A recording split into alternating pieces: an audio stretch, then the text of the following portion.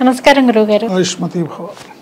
గురుగారు, ఈ సంవత్సరం అంటే క్రోధీనామ సంవత్సరంలో ఒకసారి చూసుకున్నట్లయితే ద్వాదశ రాశులలోని సింహరాశి వారికి, మరి సింహరాశి వారికి ఈ సంవత్సరం వీరి జీవితంలో ఎటువంటి మార్పులు జరగబోతున్నాయి? సో దానికి వారు ఎటువంటి పరిహారాలు చేసుకోవాలి అంటారు?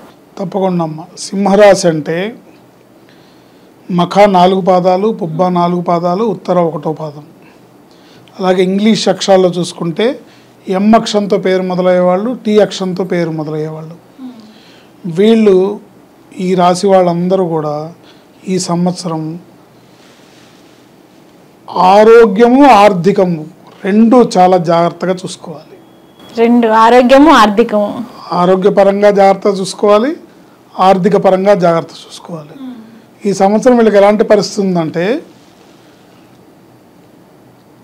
కోతిపుండు బ్రహ్మరాక్షస అయిందన్న సామెత ప్రకారం చిన్న దోమకాటు పెద్ద డెంగ్యూ జ్వరమై ఇబ్బంది పెట్టే అవకాశం ఎలా ఉంటుందో అలాగా చిన్న ఇబ్బంది పెద్దగా మార్పు వచ్చి పెద్దగా ఇబ్బంది పెట్టే అవకాశం ఉంది. అందుకని చిన్న విషయంలో కూడా జాగ్రత్తగా ఉండాలి.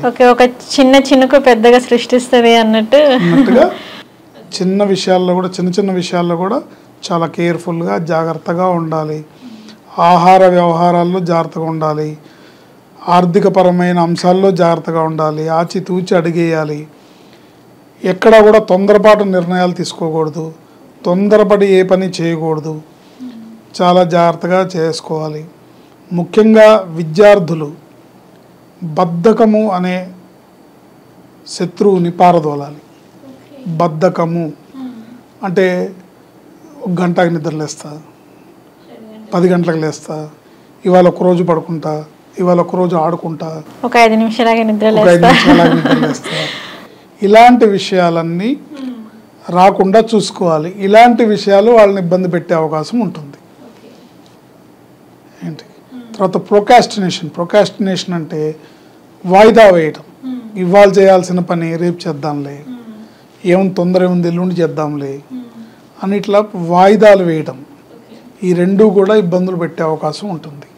ఈ రాశి వాళ్ళందరూ ఆర్థిక ఆరోగ్యపరమైన విషయాల్లో జాగ్రత్త వహించాలి.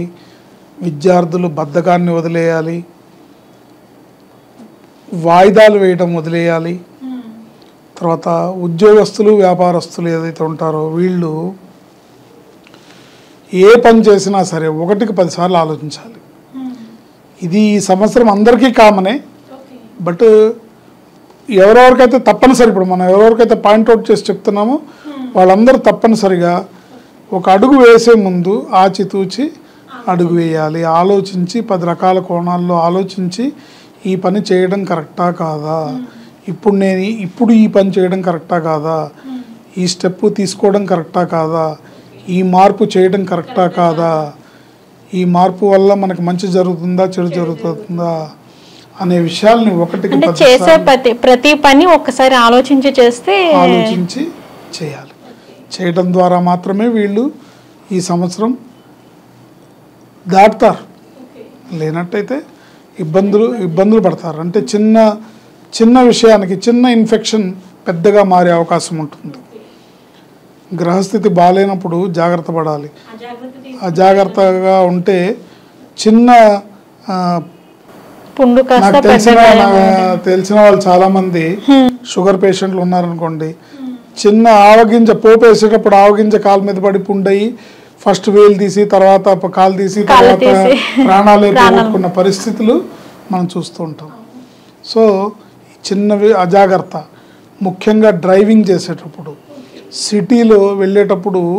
ఇప్పుడు సిటీలో ఉన్న జనాభా అంతా ఎవరి పని వాళ్ళు అర్జెంట్ హడావుడి ప్రపంచం అయిపోయింది. ట్రాఫిక్ ఎవరు ఏమైనా అయిపోయి ముందు నేను వెళ్ళిపోవాలని కూడా ఎక్కేసి బళ్ళు వెళ్తూ ఉంటారు. సో చాలా జాగ్రత్తగా ఉండాలి. ముఖ్యంగా ట్రాఫిక్ విషయంలో వెళ్ళేటప్పుడు వచ్చేటప్పుడు జాగ్రత్తలు తీసుకుంటూ ఉండాలి. మనకు హడావుడి ఉంది, మనం టైంకి ఆఫీస్కి వెళ్ళాల్సిన మాట నిజమే. అందుకు మీ ప్లానింగ్ ఎలా ఉండాలి? మీరు ఇక్కడి నుంచి ఆఫీస్కి వెళ్ళడానికి 1 గంట సమయం పడుతుంది అంటే ఆ గంట సమయానికి మీరు ముందుగా మీరు ఇంట్లోంచి బయలుదేరాలంటే మీరు ఎన్ని గంటలకు నిద్ర లేవాలి, ఎన్ని గంటలకు మీ కాలకృత్యాలు తీర్చుకోవడానికి కావాలి, మీరు రెడీ అవ్వడానికి ఎంత సమయం పడుతుంది, మీరు కరెక్ట్గా ఎన్నింటికి బయలుదేరితే ఆఫీస్కి టైంకి రీచ్ అవుతారు. సో ఆ స్పీడ్ టైం క్యాలిక్యులేషన్ చేసుకొని సిటీలో ఎంత స్లోగా నిదానంగా slow and steady wins the race అన్నట్టుగానే ఉంటుంది సిటీలో పరిస్థితి. అలా వెళ్ళాలి తప్ప హడావిడిగా వెళ్ళిపోవాలి, నేను అందరినీ దాటుకుంటూ అందరి మించి వెళ్ళిపోతాను అని అంటే కనుక మనం ఇబ్బందులు పడతాము, ప్రమాదాలకు గురవుతాము.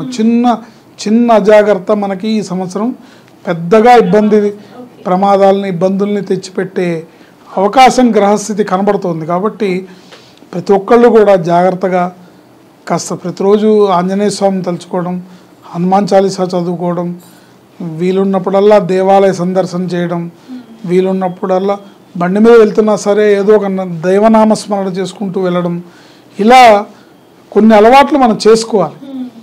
ఇప్పుడు బండి డ్రైవింగ్, ట్రాఫిక్ ఇవన్నీ పక్కన పెడితే ప్రతి ఒక్కళ్ళకి ఫోను బ్లూటూత్ చెవిలో ఉంటుంది, ఫోన్లో మాట్లాడుకుంటూ ఉంటారు. ఒక పక్కన ఫోన్లో మ్యాప్లో చూసుకుంటూ దారి గూగుల్ మ్యాప్ చూపిస్తే కానీ ఆఫీస్ దారి తెలీదు ఏంటి. నెక్స్ట్ ఫోన్ అటెండ్ చేస్తూ ఫోన్లో మాట్లాడుతూ వెళ్ళడము, ఇలాంటి పెను మార్పులన్నీ కూడా ఇబ్బందుల్ని మనం కొని తెచ్చుకునే అవకాశం ఉంటుంది. చాలా జాగ్రత్తగా మన ప్రాణాలు అన్నిటికన్నా విలువైనవి. ఒకసారి ప్రాణం పోయిందంటే మళ్ళీ తిరిగి రాదుగా ఏంటి, మన కుటుంబం మనల్ని కోల్పోతుందిగా. అందుకని జాగ్రత్తగా చితూచి అడిగేస్తూ ప్రయాణాల్లో జాగ్రత్త వహించాలి, యాక్సిడెంట్ల విషయంలో జాగ్రత్త వహించాలి. ఎందుకంటే 5 నిమిషాలు లేటుగా వెళ్ళినా తప్పు లేదేమో కానీ మనం క్షేమంగా ఇంటికి తిరిగి వెళ్ళడం అనేది ఇంపార్టెంట్. ఇవాళ రేపు సమాజంలో పరిస్థితులు ఎలా ఉన్నాయంటే ఇంట్లోంచి బయలుదేరిన మనిషి తిరిగి ఇంటికి చేరుకుంటాడా లేదా అనే డౌటే ఎక్కువగా ఉంది. చేరుకుంటాడు అని ఎవరు గ్యారంటీ ఇవ్వలేకపోతున్నారు.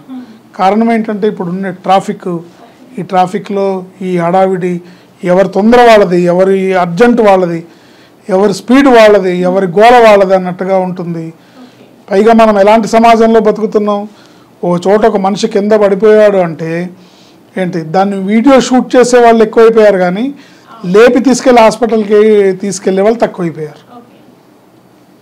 ఇలాంటి మనుషుల మధ్యలో ఇలాంటి సమాజంలో మనం బతుకుతున్నాం కాబట్టి చాలా జాగ్రత్తగా జీవించాలి.